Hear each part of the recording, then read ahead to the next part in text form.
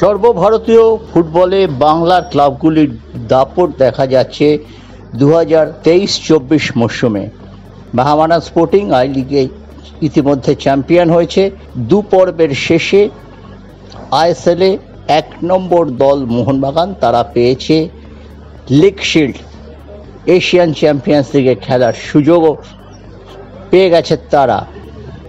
এর আগে আমরা দেখেছিলাম ডুরান্ড কাপ জিতেছিল মোহনবাগান এসজি এবং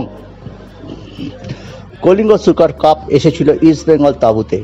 কিন্তু আইএফএ যখনই অল ইন্ডিয়া ফুটবল ফেডারেশনের অনুমোদিত কোনো টুর্নামেন্টে দল পাঠাচ্ছে তখনই ব্যর্থতা এবং ব্যর্থতা।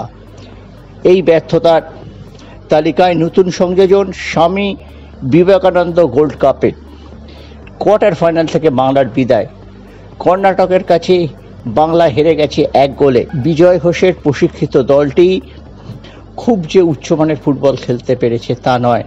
তাদের খেলা দেখে রামকৃষ্ণ মিশনের coach Ranjan Chowdhury senior, TFA east বেঙ্গলে কাজ করা সেই ভদ্রলোক কিন্তু মোটেই খুশি হতে পারেননি। এর আগে আমরা দেখেছিলাম সন্তোষ ট্রফির গ্রুপ পর্ব থেকে বাংলা বিদায় নিয়েছিল।